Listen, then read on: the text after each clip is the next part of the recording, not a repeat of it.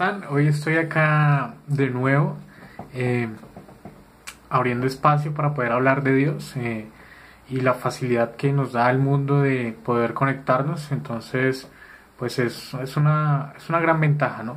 De que podamos grabar y dar estas charlas para ustedes. Entonces, bueno, inicio diciendo que tenemos que ser apasionados por lo que hacemos. Tenemos que tener una pasión de muy alto nivel para todo lo que hacemos porque ciertamente la vida a veces viene con pruebas, ciertamente la vida a veces viene con dificultades y no debemos dejar que eso merme las ganas. Entonces debemos ser apasionados y saber para qué hemos venido, pagar el derecho a vivir, como dice un predicador. La salvación la tenemos todos, pero debemos pagar el derecho a vivir, como darle las gracias a Dios por lo que hacemos. Y entonces hoy quiero como introducir un poco en el tema de cómo Dios nos bendice y de cómo no desviarnos del camino de Dios, cómo meditar en su palabra, de por qué meditar en su palabra mejor. Y pues nada, empecemos. Entonces, para empezar, voy a citar el libro Génesis en el capítulo 2 verso 15, y dice así: tomó pues Jehová Dios al hombre y lo puso en el huerto del Edén para que lo labrara y lo guardase. Entonces yo meditaba en eso y decía, bueno, tal vez las cosas han cambiado, han pasado muchos años, han pasado siglos, pero realmente Dios nos sigue poniendo en huertos de Edenes, en huertos del Edén. ¿Cómo nos pone en un huerto del Edén Dios? Bueno, con un buen trabajo, con un buen estudio, con unos buenos padres, con una buena pareja. Son huertos del Edén del cual nosotros somos demandados por Dios para que lo guardemos y lo labremos. Entonces la relación con una pareja debemos guardarla y debemos labrarla. Así como se riega una matica con agua, así también se debe cultivar el amor. Y también Dios nos enseña eso en su palabra. El Edén no solamente fue para Adán. Sí, el Edén era un lugar utópico que hoy en día se plantea uno, ¿no? Un lugar en donde no tengamos que trabajar, en donde no nos cueste el sudor de la frente, ganarnos el pan de cada día. Es un lugar utópico, claro que sí. ¿Quién no quisiera vivir en sueño toda la vida? Es un sueño en donde no nos cuesten las cosas, pero realmente nos cuesta salir adelante, nos quemamos las pestañas estudiando, nos molemos en la espalda trabajando, nos molemos las manos, nos quemamos, es una realidad. Pero Dios nos da pequeños huertos de Edén, nos da pequeños huertos del Edén con nuestros hijos, nos da pequeños huertos del Edén con nuestro carro, con nuestra casa, sí, que debemos cuidar, debemos saciar, debemos proteger. Nuestros hijos también son muy importantes. Entonces Dios todavía nos sigue bendiciendo y ciertamente Él espera que esas bendiciones nosotros las tomemos y las cuidemos, y en la medida en que nosotros cuidemos la unción, cuidemos la bendición, Dios dice, bueno, está cuidando lo que yo le di, le voy a dar más. Entonces cada vez es algo para lo cual nosotros debemos estar listos, ¿no? Soy mejor en lo que hago y Dios me da más. Abarco cada vez y amplío un poco más mi bendición, el concepto de bendición. Entonces, bueno, y voy a Deuteronomio 11:26, si me quieren acompañar. Deuteronomio 11:26. Dice 11:26: He aquí yo pongo hoy delante de vosotros la bendición y la maldición. La bendición, si oyereis los mandamientos de Jehová vuestro Dios, que yo os prescribo hoy, y la maldición, si no oyereis los mandamientos de Jehová vuestro Dios, y os apartareis del camino que yo os ordeno hoy, para ir en pos de dioses ajenos que no habéis conocido. Bueno, en el Antiguo Testamento pasaba mucho de que las personas se fueran en pos de dioses ajenos, aunque hoy sigue pasando, de otras formas, ¿no? Tendemos a idolatrar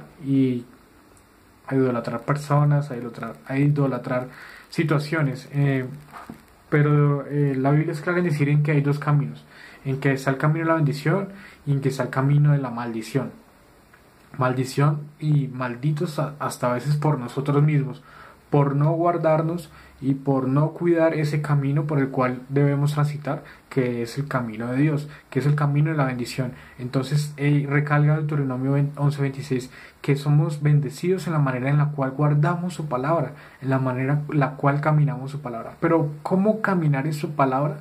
Pues Josué 1:7 dice que no nos desviemos ni a izquierda ni a derecha.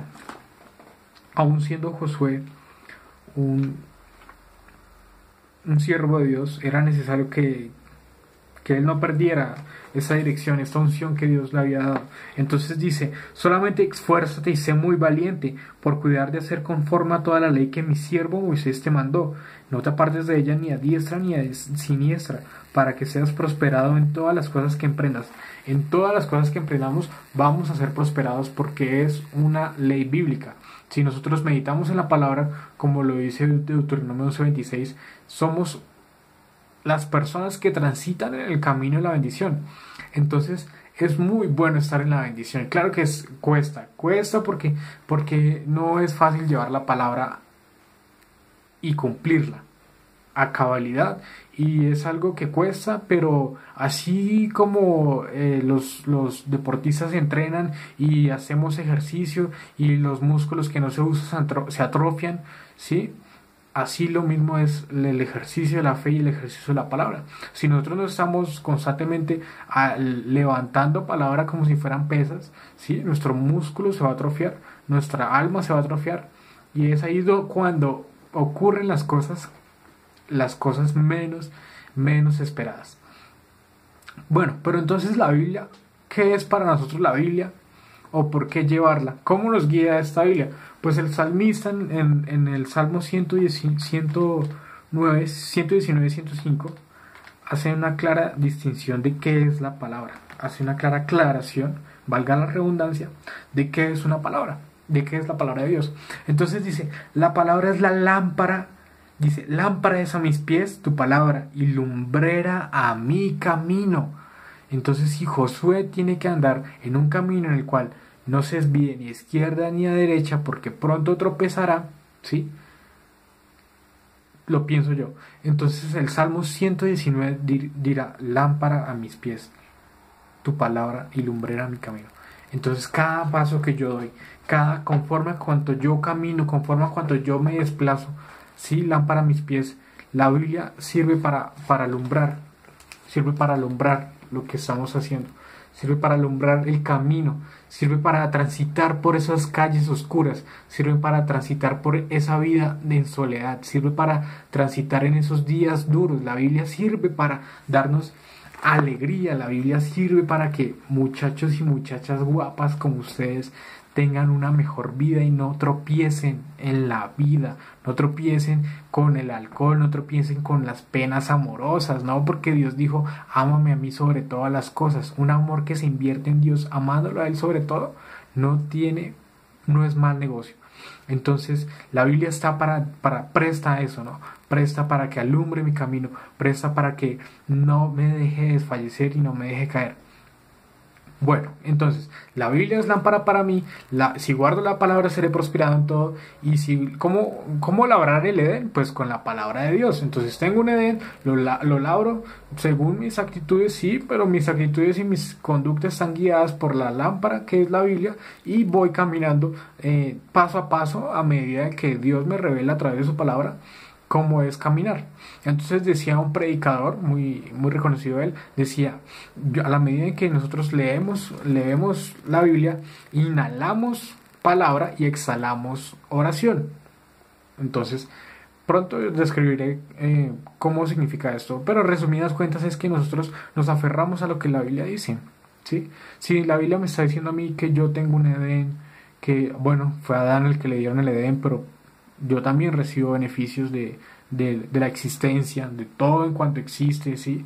Puedo comer los manguitos, puedo comer el brócoli, los huevitos, ¿sí? Todo eso que existe, Dios lo hizo con una finalidad, y es que ese huevo frito o ese jugo de mango no está ahí por arte de magia. Nosotros damos por hecho muchas cosas. nosotros damos por hecho que llueve por la condensación del agua y que el agua se convierte en vapor. Sí, esas cosas sí pasan y esas cosas sí suceden, pero realmente hay un trasfondo de todo eso, hay una inteligencia y más que una inteligencia es un papá que se preocupa por uno. Entonces, no dar por hecho las cosas y guardar nuestro camino con la palabra de acuerdo que es la lumbrera. ¿Qué pasa en Santiago 1.14? Acá pasa algo muy revelador, porque Dios nos revela a través de su palabra que somos tentados y somos tentados de acuerdo a nuestros deseos. Deseos que se convierten en necesidades, sí, en muchas ocasiones, pero son deseos secundarios. Sino que cada uno es tentado, dice Santiago 1.14, sino que cada uno es tentado cuando de su propia concupiscencia es atraído y seducido. Propia concupiscencia, propia singular cada uno, no grupal. Si todos somos tentados, el mundo es tentado, claro que sí, eso es verdad, pero entonces ¿por qué singular? Singular porque lo que puede ser tentable para ti, para mí no lo es. Si a ti te gustan los nachos, a ti te va a tentar comerte unos nachos, pero para mí no me gusta. Entonces hay gente que tiene vicios más allá de unos nachos, ¿no? Vicios más pesados, vicios que no van a ser tentables para otra persona. Entonces mi cuerpo tiene un historial, mi cuerpo tiene una memoria, ¿no? Nosotros tenemos una área cerebral por el cual pasan todos los sentidos y es una área emocional. Entonces, y ahí se guardan registros de nuestra vida, registros emotivos, emocionales, como cuando pasa alguien con la fragancia de tu novio y tú lo hueles, o la fragancia añeja de tu abuelo, o alguien sirve esa pasta deliciosa que hacía tu abuela y recuerdas a tu abuela. Lo mismo pasa acá, lo que pasa y sucede acá es que a medida que crecemos nosotros como jóvenes, a medida que crecemos como adultos y como personas, vamos untándonos de deseos secundarios. Hay deseos primarios y necesidades primarias, ¿sí? Como el comer, pero deseos secundarios como tomarme el tinto, aunque eso no tiene nada de pecado, ¿no? No. Tomarme un tinto después del almuerzo, eso no tiene nada de pecado, pero de pronto emborracharme sí es algo con lo cual voy a ser tentado porque mi cuerpo tiene memoria y Dios nos revela esto y la Biblia habla de esto y la ciencia habla de esto. Entonces la Biblia es algo que se puede sustentar científicamente, claro que sí. Sí hay muchas cosas en la Biblia que la ciencia ha descubierto y que realmente la Biblia habla de esto, ¿no? Habla de esto. Bueno, Gálatas 5:17, ya para terminar.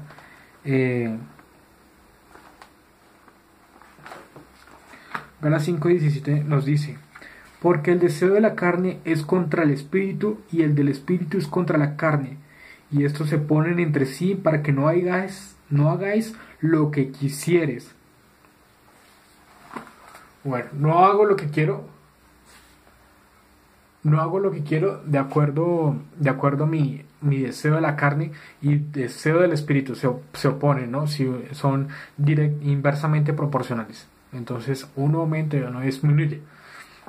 Si yo alimento mi carne, sí, si yo llego a alimentar mi carne y leo poco la palabra, no me gusta hablar de Dios, no es por religión, sino porque realmente es una noción que dice la Biblia que nosotros tenemos discernimiento y por el mismo hecho de estar enfrentados contra tal magnitud de la creación, de lo que es la creación, porque es tan grande la creación que Dios hizo cuerpos solares celestes tan grandes, ¿sí? Cuerpos solares celestes tan grandes simplemente para que pudiéramos tener calendario y saber las estaciones del año. Solamente para eso, para que pudiéramos cultivar, para que tuviéramos un orden en la vida. Entonces la creación grita en voz alta: hay un creador, hay un diseñador detrás de todo esto. Y bueno, entonces bueno, en mi espíritu decae, ¿no? Alimento más mi alma, entonces me gusta ser marxista, me gusta el comunismo, Dios lo voy dejando abajo, me gusta tal pensamiento y nos llenamos de software o de chips de software mentales que realmente no alimentan nada del espíritu. Y hay personas que porque se creen espirituales por llevar o sentir que hacen el bien, pero realmente es que la salvación no se paga con obras buenas, ni con, o sea, es imposible. Es imposible pagar la salvación con obras buenas. Nadie paga las penitencias, nadie haciendo penitencias compra su salvación. Y esto está escrito en la Biblia. Y por esto Martín Lutero peleó mucho. Pero eso son otras cosas. Entonces, bueno, este era el video de hoy. Este era el video de hoy. Espero les haya gustado. Me agrada mucho hablar de Dios. Y si tienen algún comentario, pues estaré dispuesto a recibirlo. Si se quieren suscribir, estaré dispuesto a hacer más videos. Y que Dios los bendiga. Y ya para terminar, pues quiero orar por ustedes. Entonces, si quieren cerrar los ojos. Padre, hoy te doy gracias porque puedo culminar el día haciendo la labor que tiene más provecho en el hombre, que es hablar de ti, Dios. La Biblia dice que acumulemos tesoros en donde ni el hollín ni la polilla corrompen, Dios. Y yo quiero acumular tesoros, Padre, en el nombre de Jesús. Quiero acumular tesoros en el reino de Dios, Dios. Quiero hacer lo que es debido delante de tus ojos, así que te pido que también estas personas que ven el video hagan lo debido delante de tus ojos, Dios, que los llenes de paz, de amor, que tu presencia siempre esté con ellos, Padre. Que no seamos prisioneros de esos sentidos, que solamente podemos testificar de lo que vemos, Dios. Aún así, en el saber humano hay teorías que siempre se van a quedar como teorías, porque como decía Hipócrates, no son ciencia, Dios, pero aún así tienen más fe y es un hecho más de fe creer en esas teorías que creer en ti. Yo prefiero tener fe en lo cual salgo ganando, Dios, en lo cual gano siempre, Padre. Así que hoy pido por aquellas personas que están confundidas por varias teorías evolutivas o teorías que ha implantado el hombre, Dios, que busquemos más la sabiduría espiritual y la sabiduría que proviene de tu palabra, de tu regazo, de tu abrazo. He orado en el nombre de Jesús y pido que los que quieran aceptar a Jesús en su corazón oren de la siguiente manera: Jesús, te recibo en mi corazón como mi fiel Salvador. Hoy declaro que si muero estaré tranquilo porque cuando muera entraré al cielo. Te pido perdón por mis pecados. Desde hoy seré una persona nueva en el nombre de Jesús. Amén. Gracias.